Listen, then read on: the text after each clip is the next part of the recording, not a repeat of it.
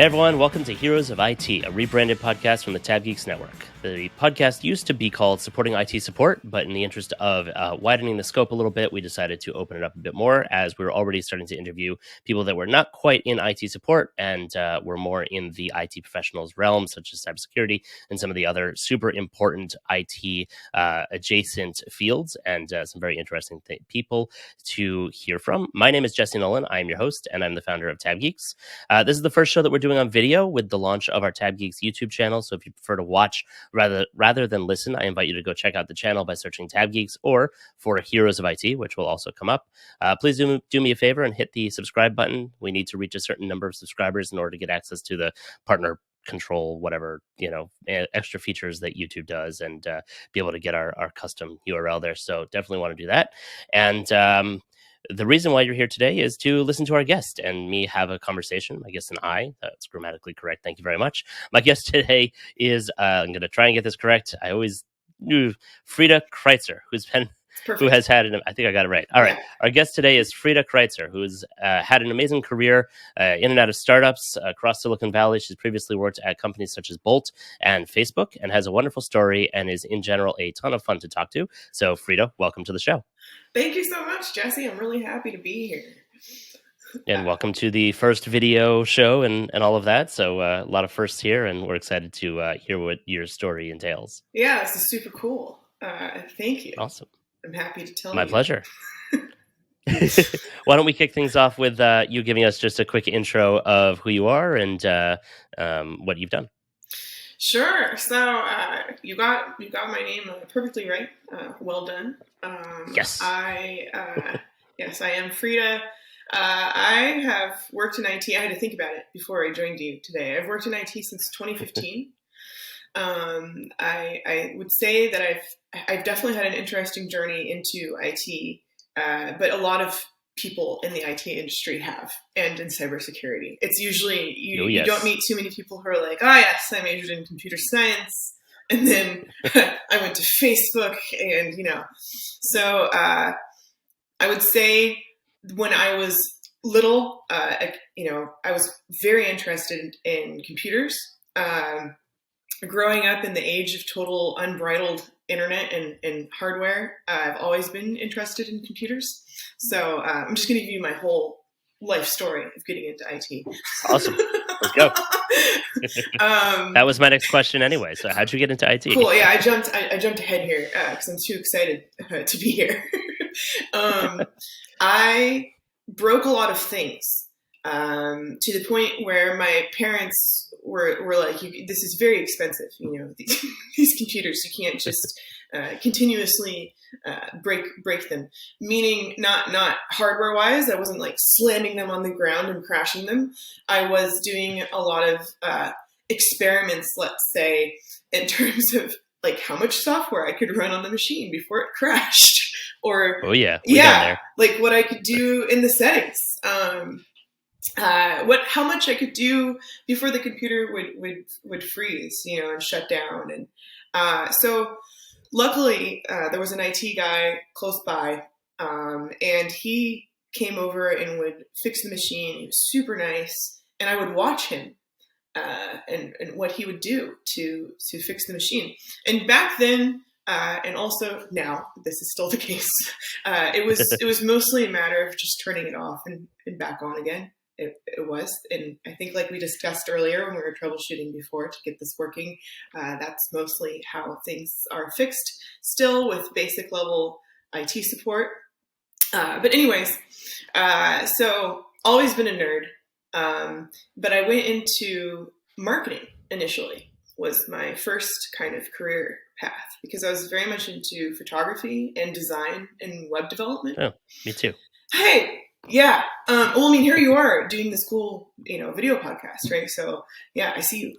You never know when those skills will come in handy. Yeah. And also, it's computers, right? It's still, very computer heavy and technology focused in terms of design and the internet, and CSS and HTML were my kind of initial foray into coding, right? But I also was a huge fan of MySpace for that reason, because it taught us. MySpace, I knew it. Yeah, it taught us a little bit of code. That was pretty cool. You It could did. express yourself through some CSS and HTML. Until everybody went overboard and everybody was like, "Oh God, please don't." Yeah, now it's like a space for musicians or whatever. Yeah. Something like that. The rebrand.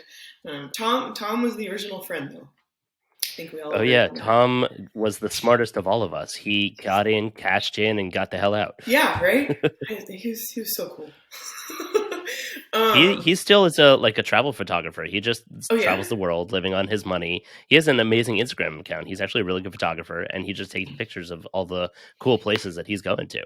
It's just so cool. It's that Tom. Oh, damn, he's just so chill, Right? I love it.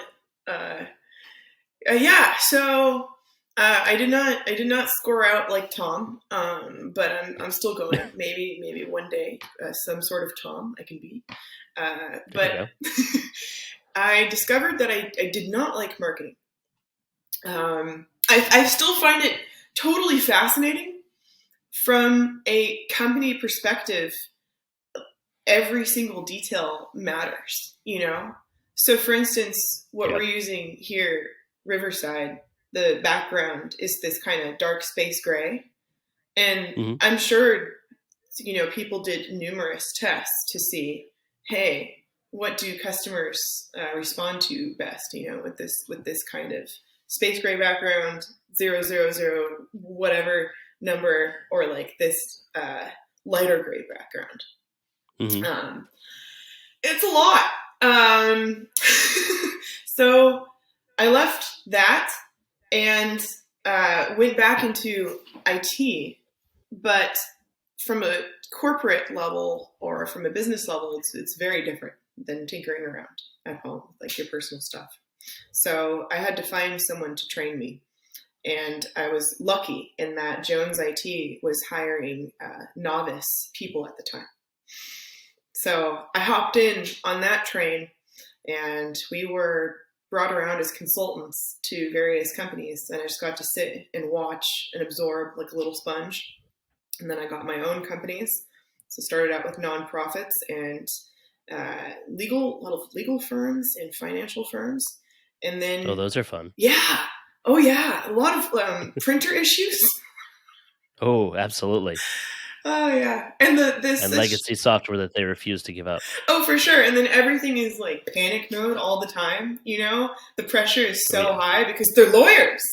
And if the printer doesn't work, then the world will simply end, So it's just hilarious to rely on printers. But so it goes. I then moved on to another consulting agency, Man Consulting, where I learned quite a lot and worked at much larger companies. So companies like Stitch Fix and 400 plus companies at the time. That was really large for me. And then I went to startups after that. So Sif Science was a machine learning company. I built out their IT infrastructure and worked with their CTO to protect the company. So I learned a lot of cybersecurity at that point because we were dealing with Heartbleed. And that, yeah, that was good times. That was fun. Quite vulnerable. That was my second weekend. Oh, wow. Yeah.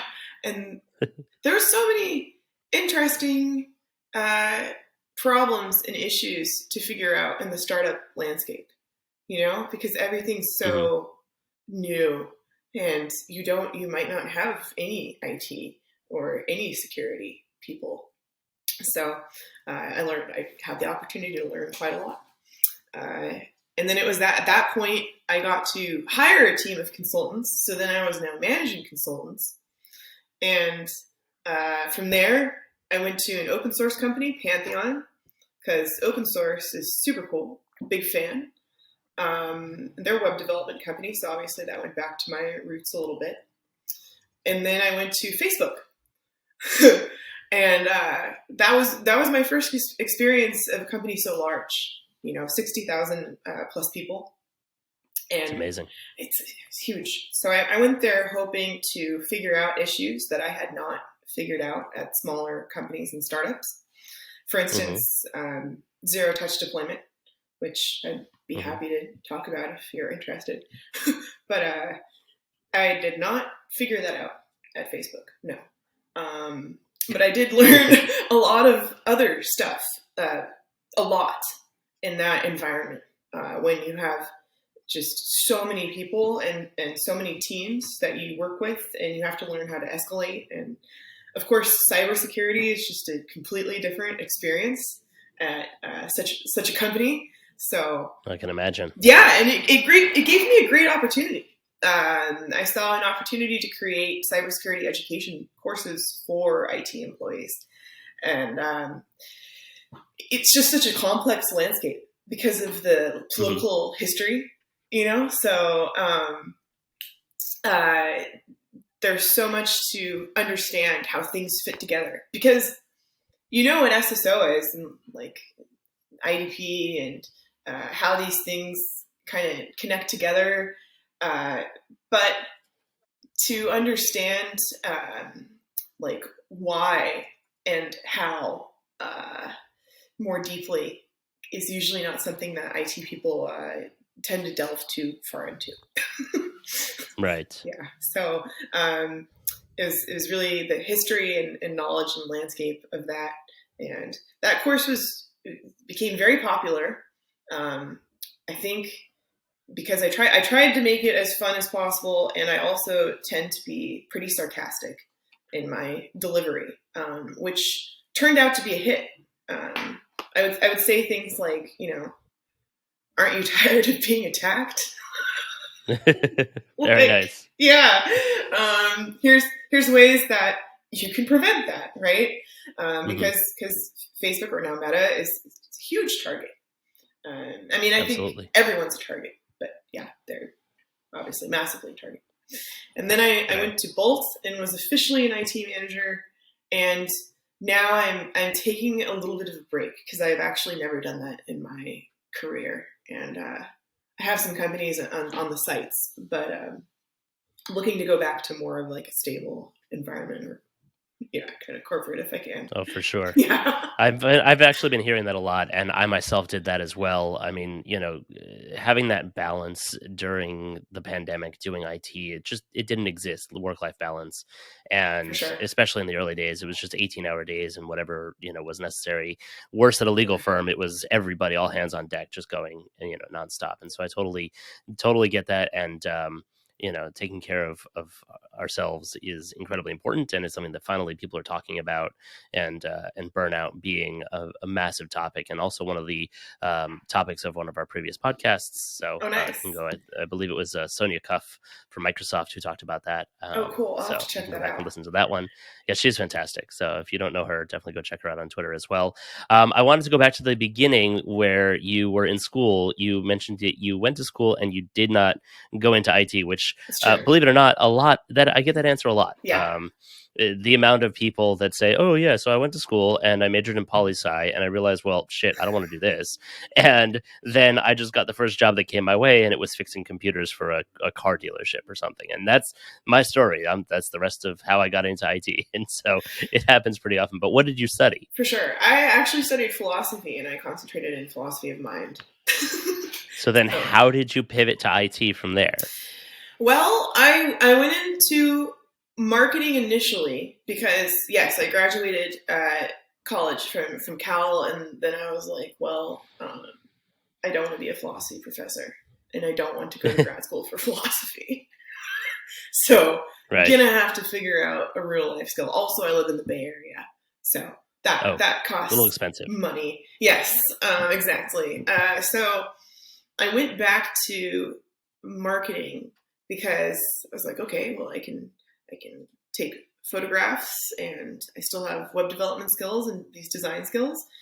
So I went to a financial investment advisory firm, but I will say, yes, I get that question a lot, particularly majoring in philosophy, because it's like a lot of people question, well, what do you do with a philosophy major? I will say a lot. I can argue my way into almost anything I want. Oh, interesting. Right? Or any Fight for a seat at the table. like logic. That class was one of the most useful and frightening skills at the same time, because you discover that logical arguments are very rare. It's rare to like that someone says things clearly and with well, what's the exact term? I should know this, but it'll come to me later. Anyways, yes. So I argued my way into IT, I would say, because particularly as a woman, like at the time, there's still not a ton of women in IT and cybersecurity. I see more and more, which is really exciting. But back then, I was definitely the only woman in my company for 2 years. And it was super bro, you know, meaning like playing ping pong, or sorry, beer pong. So yeah, a little bit of a nerd, but yes, and I had to really prove that I was technical, I would say, and could do the job, but I also, you know, communicate pretty differently than a lot of IT guys in the field. And that's been a strength of mine as well, because as you know, IT in a business environment is not just technical knowledge; it's being able to communicate with all departments, and especially HR. Oh yeah, yeah, and making sure that processes are as they should be. You know. So I've ranted at you. Yeah, I'd say that's a problem on both sides of the aisle there. Everybody in IT often suffers from not being able to communicate well or not being able to argue their point across well, especially when you have executives that are like, well, we've done it this way for 20 years. We don't need to change it. It's like, well, no, actually you do, because of X, Y, and Z, or because that's no longer even remotely secure and your systems are Swiss cheese. So let's fix it. Having a background in philosophy and being able to debate properly definitely would be a strength. And it's honestly, properly communicating is a superpower today, because even still, there are not a lot of people who can do it. Yeah, it's hard. Yeah, and not, you know, and it's something I'm constantly working on. It's very difficult communication. yeah, especially when you're working with all different types of people, and I get it. As an IT person, I'm not always a huge fan of communicating with people. You know, I love to hide and kind of shy away, but yes, you always have to kind of show your work and communicate with leadership. And exactly as you said, that's one of the downfalls of some companies that are saying, well, we've always done it this way. Like, that's not, that's not a logical argument. It's not. Right. Not anymore. No. It used to be. They used to get away with that stuff. Right. I want to take a really quick break to tell you about our sponsor for this episode. It is Riverside.fm. It also happens to be the platform that we're recording this on. I'm a big fan of Riverside. I've tweeted about them. I've talked about them on past episodes. We did a live episode with them over on our Google Workspace Recap podcast, talking about some of the new things that were coming and some of the decisions that Google made. And we got a ton of people over on YouTube, and it was totally effortless to do the live show on Riverside. So that's one of their amazing features. Basically, Riverside is a very high-quality online studio for recording podcasts and shows, and it just blows Zoom and Google Meet out of the water. So if you're on either of those platforms, definitely go check out Riverside.fm. I switched to Riverside after I was looking to bring my shows to video format. I've been doing just audio for just over 2 years, and I decided, hey, let's upgrade and let's go for the YouTube audience and start expanding and growing in that direction. And honestly, they are the simplest, easy to use platform out there. I can record in 4K, which was a requirement for me. Also, it's really simple for me to send an invite link to my guests, and they're able to just click it, and it opens in their browser just like a Google Meet meeting, and right away they can join in and start recording the show. Easy peasy. They're also killing it at developing new features. I love all the things they're coming out with. I'm not the only one that's using it. There's lots of great creators out there that are using it. Two of my favorites are Guy Raz from my favorite podcast, How I Built This with Guy Raz at NPR, and my favorite YouTuber, MKBHD, who you've heard me talk about a lot on this show. And they both are using it. And honestly, I thought both of them were recording locally in the studio. I didn't think it was done virtually. So absolutely sound fantastic. Go and check it out. riverside.fm, not .com, .fm, riverside.fm, create an account, and you'll see what I'm talking about. Now, back to the show. All right, so you started out in school and then got into marketing and decided that you didn't want to be there. And it's like you said, it's very interesting that the skills that you pick up along the way earlier on, such as web design or video production in this case, is definitely something that I've found myself leaning back on and going back to. It's like, oh yeah, sure, I can set up a projector because I played with those, at one of the jobs that I had, and so I know how to set up a whole AV system. Yeah, And not a lot of exactly. IT people necessarily know how to do that. And so that's kind of one of the things I wanted to ask you also is, since you've worked both in the major corporate world and the startup world, what are some of the differences that you faced in how IT is run and their approach to technology in general? Oh, yeah. Oh, that's a great question. I have a lot to say on this. So I think a lot of people misunderstand what IT is, which makes sense because it's Hmm. one, confusing. And Well, it's enormous too. The field is it is. huge. IT stands for information technology. I don't I've Can I tell you what that's an awkward acronym, first of all. Like that's a weird Yeah, information technology.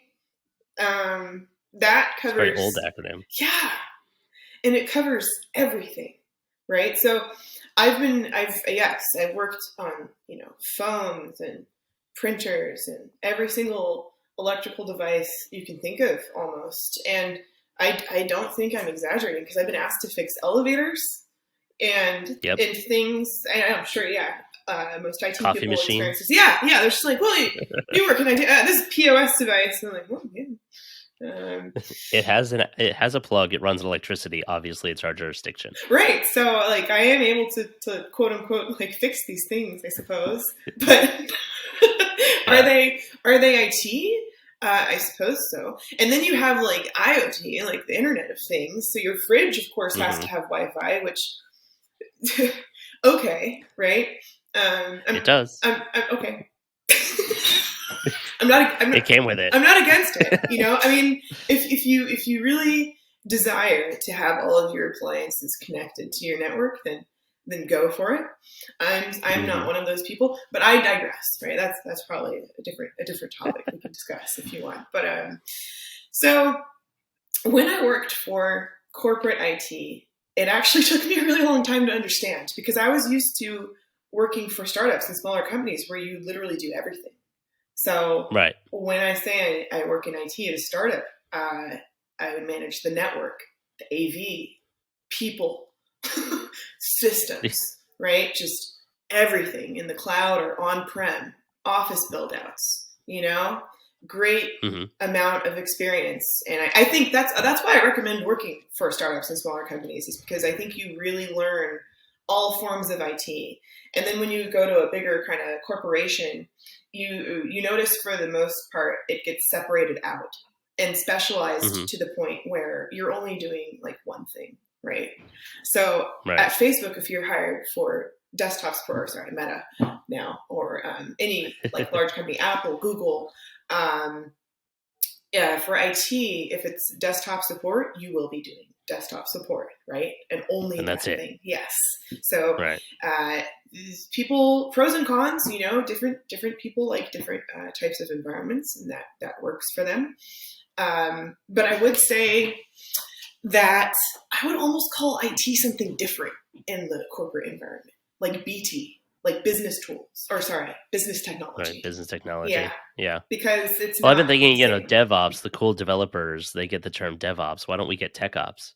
Yeah, and there you can see that developing at larger companies. Like they can see a need for Hmm. that. Yes, because there's so much operational stuff that isn't technically IT, like delivering someone's machine or like building a machine or wiping the Yep. machine. It's like, is that IT? It is, but yes, Or everything being available in the cloud now. So they've developed right. SaaS Ops. Oh yeah, and that's another thing. Like working with companies who have on-prem servers versus not. Hmm. Usually, that's the case. Like larger corporations tend to have on-prem servers somewhere, Right. and a lot of the startups I've worked for are in the cloud for the most part. So everything is, yes, quite SaaS-y. Yeah. And in fact, huge SaaS sprawl is a pretty common problem among startups, right? I've worked for like 50 person to 100 startups who have like 500 plus SaaS applications. Yeah. Like, what are you doing with all that? We're not that big, but I did just start a project with Blissfully to wrangle the 100 plus or probably 200 some odd different types of applications, and they're not all really SaaS. Like some of them are marketing tools that happen to be a subscription product, but it's. I mean, there's not a whole lot of shadow IT because I control the purse strings on that, so I'm able to really know who's buying what because everybody has to go through me. But there are some of them that it's like, why do you have a trial of this ridiculous product? You don't need that. Let me get you something else. For sure. Yeah. And there's a lot out there. I would say that most of my experience is that of a systems architect. So someone who's constantly researching the best SaaS systems for whatever company, you know, and working with other departments. That's always a balance, because I would love to force everyone in HR onto Workday. Oh, that'd be great. Yeah. Sounds good. Right? But do I work in HR? No, I don't. So it's whatever they want to live on and live in, you know, every day. And that can be a little tricky when it comes to zero touch deployment, for instance. Yeah. Go on. Okay. All right. I will say this. So ADP does many things. Many things. Okay, I'll give them credit for that, because not all HRISs do all of this stuff, right? But when it comes to the cloud, which many of us are in, or perhaps should be in, it doesn't integrate super well. And what I mean by that is, for zero touch deployment, because HR is your source of truth, meaning they're the first touch with the employee and they're the last touch with the employee at a company. So I know I'm preaching to the choir here, but they tend to use whatever. Let's say they're using ADP. ADP does not handle changing attributes well. So let's say you become president of your company.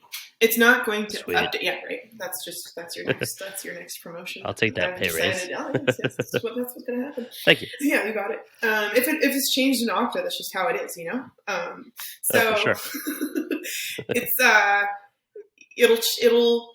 HR will have to manually update no matter what your position, but then that should automatically change and flow to Okta, because it goes HRIS, Okta, all of your applications, right? But it won't automatically update from ADP to Okta. So is that automation and streamlining? No, right? It is to a degree, but if they were to have something like Workday, these things would automatically update. And again, not trying to crap all over ADP, because they've been around for a long time, right?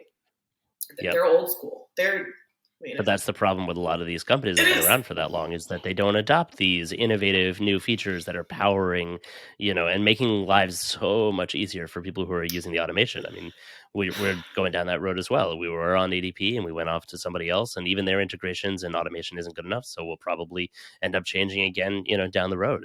You've got to keep innovating. Okay. Yeah. I mean, we could talk about that really quick. Okay. If you want. Go ahead.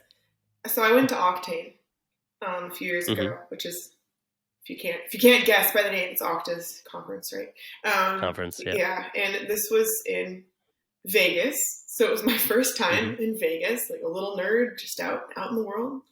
And good times. Yeah, it was great. I was like, oh my, this hotel is quite large.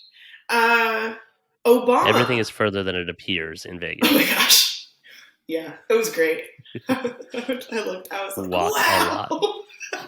Yeah, it was awesome. The strip is longer than I thought. But what were you going to say? Was Obama there when you were there? Yeah, he was the keynote speaker. Yeah. Oh, that should have been So interesting security-wise. that was why I went. Yeah, I don't even know what else happened there. I can't tell you. But I will say that Obama cares about IT, or at least was good at. No, I think he genuinely does. So why I am saying this is because he mentioned something along the lines of, if the government cared about IT, like processes would be so much faster, like everything would be better, right? Mm-hmm. Your experience, he didn't say this part, but your experience at the DMV could be like 2 minutes. But instead, they have to like fax each other from across the room, you know? So you're there. The line, just everything is so slow and complex. And yes, as you mentioned, the reason is, like, if you're going to be using Windows 95 and a PC from 1995, then you're going to have problems. And I also see this in the financial industry, which is very concerning. Yeah. And a reason. So you mentioned the DMV. I've been following Rick Clow, who is the Chief Technology Innovation Officer for the California Department of Tech, and he's been working on a lot of stuff like that and modernizing technology in California, as well as the smart contacts for the COVID vaccine to be able to get them on the iPhone, and helped pioneer all of that. He's formerly Google. He was at Google for a long time, and then they tapped him with, "Hey, come on in and help us overhaul our technology and whatnot." And I have to say, I had to go to the DMV to redo my license because it expired in the middle of the pandemic. Oh, great. Before the grace period went in, where they said, sure, you can renew it online. Oh. But it was after I only realized it after it had already expired, so I couldn't do it online. Oh. So I had to wait to get an appointment, and getting the appointment was not great. But then I went to go to the DMV in person, and I was waiting online for a long time. I said, well, let me just check the website and see, maybe something has popped up. And sure enough, there was an appointment for an hour ahead of where I was at that point. And I was like, great. So I booked it. I sat in my car with my laptop and my hotspot on, and I did some work. And I have to say that I was in and out, once I had the appointment, in 45 minutes for a complete new Real ID license. And they have actually made a lot of progress in that area. Great. So yes, you're right. If the government actually cared about technology and tried innovating in this area and really spent the time, effort, and money to do so, then yeah, it might actually be a better experience. That's great news. I thought that was interesting. You know, I'm like, I love to hear improvement. So I'm looking forward to my next DMV experience. Now, if only we could do it on the national level. For sure. There's so many services that could use that assistance. Including technology services, which is interesting, right? So Comcast, I don't think anyone's ever like, I had a great experience with Comcast support today, you know? Spectrum. AT&T, like, don't get me started on phones. Yep. That's just wild. What you have to go through to get like a data plan. And then I love hotspotting, though. Huge fan of hotspotting. Yeah. Like, when it works well. For sure. You do have to have, I mean, it's like, it's almost the same as Wi-Fi, right? But Wi-Fi for your phone, like, it's just a different network. I don't think people realize when it does work well how very strong it is. Yeah, it's not the same as my gigabit network at home, but 5G should help with that. You know, not quite. Yeah. I mean, as we discussed earlier too, I hate to say this because I know wires aren't super fun. I understand that. But hardwiring is extremely reliable. Oh, yeah, for sure. And I can't name anyone who does that regularly for the most part, you know. Well, I do have a lot of my house hardwired, but I am actually at the moment on just Wi-Fi. It is Wi-Fi 6, so I do have the crazy high speed there, and the access point is 12 feet behind me that way. So, all brand new tech on the latest standards, it's working quite well. I can tell, yeah. Sometimes you just have, you get interference or whatever it is that you generally won't have with a nice solid Ethernet cable running into the router. For sure. The firewall. Yeah, I mean, here I am with this too. There you go. So that's what I don't like the wires touching me, and it gets in the way. I understand. I mean, I wear it like a scarf, you know. There you go. Like a fashion statement. Very nice. Yeah, I understand. Because you mentioned it, I want to pivot over to the women in IT element, and that is something that I do try and promote Yes. through other groups that I'm in and whatnot. And I usually try not to spend too much time on it because I don't want it to be about, I'm not talking to you because you're a woman in IT. You're talking to you because you're amazing at Cool. IT. But I wanted to know if you would be able to share some advice with other women in IT who are still having that challenge, whether they're just starting out or if they are later in their careers. As you mentioned, there are still not nearly enough women in IT, and it is still an ongoing challenge. Oh, for sure. Oh, yeah, absolutely. I always love to. And in fact, if anyone ever wants mentorship of any kind, or I'm always up for mentees and also mentors. If Oh, that's yeah, fantastic. you need those people. Um, I would say actually I'm really lucky and grateful at this point in my life to have some awesome women cybersecurity and IT leaders as friends at this point. So Hmm. Erin Merchant, for instance, that was the last person I did Sure. a podcast with. Yeah, she's excellent. If you haven't Well, talked she's to her, great. oh, she's so cool. She's badass. She was just reference. She was 7 years at Pixar, and now she's been we have a similar career path at this time, so we've been talking a lot lately. Got it. But Nice. Nicole Dove, who's a director of cybersecurity at Warner Media, Oh, nice. I don't think I know her. she's awesome. I would highly recommend reaching out to her also for a mentorship. But anyways, lots to say on this because IT and technology in Silicon Valley tries to pretend that it's a boys' club still, or there's a lot of gatekeeping and black boxing, I call it.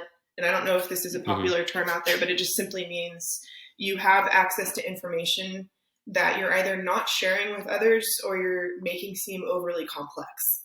And this is something that I hate because I already overthink everything. So I really don't need someone to overcomplicate something when I'm trying to understand what could be a very simple concept. Um, Right. I enjoy IT because there are things that are very simple in it. Like there's actually a lot of simple solutions to what seem to be very complex issues. But there's Hmm. also genuinely, when you get to kind of like my level and above, very complex issues in terms of the technology and security landscape that you have to figure out. For instance, like malware and pen Oh, yeah. testing, and really fun stuff. But really, you have to have a lot of knowledge and experience to do. So I would say if you're a woman or you know, relate to being a woman of any kind, you should, and you're interested in technology, right? I don't think that everyone should be interested in technology, first of all. So if you Hmm. are interested in technology, great. And if you have a passion for that, absolutely follow it, whether that's being a software engineer or if you want to go into IT and work more, I would say, on the people side, because I'd say IT, when you start out, you're more helping people with their technology. uh, Hmm. do it. And maybe maybe that's cheesy, but keep doing it, keep at it. I really wouldn't give, can I cuss? Probably not. I wouldn't Sure. really, okay, I wouldn't give a flying fuck what your male counterparts think of you or your career, unless they're supportive or being positive. Uh, Right. I will say that I won't name it, but the very first consulting company I started out working for, where I was the only woman, and before I left, um, I I was not trusted with the more complex clients, I will say. And Okay. I really tried to be a bro. I was really trying to be a man back then, I would say. So I was Hmm. dressing like a guy. I wanted to act like a bro. I was drinking with them. I was playing basketball with them because that was something that we did. And also, I played basketball for a long time. But the last time I Sure. played basketball was with that uh, group of consultants because we're playing 21 and I was winning. And Nice. one of the guys did not like that. And when I went up for a rebound, he moved under me. I think to trip me, and he was Right. successful. And I broke my ankle and dislocated my knee, and I did not get Oh, back up no. for 3 months. So super gnarly injury, just terrible angle. blah blah blah. But when I did return to the company, I was strangely demoted to the position of office administrator. I was Wow. Yeah. Oh, I was displeased. I Of was course. displeased to the point that I left. Yeah. And Good for you. now I will say that those guys are constantly trying to add me on LinkedIn and hit me up to see how I've been so successful in my career now, because they're just still administrators. So, Right. making barely 50K, right? And I'm Right. making like 3 times their salary. So, Very nice. yeah, here we are. Was I angry? Am I angry? Yeah. Like I would say use that. Don't get too angry. Like, don't be crazy, but Mm-hmm. keep going. I've seen, like I mentioned earlier, more and more women enter the industry, which I'm super happy about. But that's also like companies need to be on that, like recruiting, Absolutely. yeah, and making Mm-hmm. that space for women. And I don't mean like Yes. anything special. Just like don't be jerks. Like, Right. yeah, let's work together. And I'm not speaking to you. Sorry. Like I don't mean all. I've worked with some awesome IT guys. In fact, my direct report at Bolt is one of the best IT guys I've ever worked with. So Nice. yeah, but yeah, I will say so. So when I left Facebook, when I first started, I was one of a handful of women. So we had a women's like group, and yeah, not very many women across the board in an org of 400 people. But by the time I left, they probably were like 5 to 6 times more than that. Like they really grew it out. Mm-hmm. So I see that. That's fantastic. Yeah, it's really cool. So I see that companies are trying.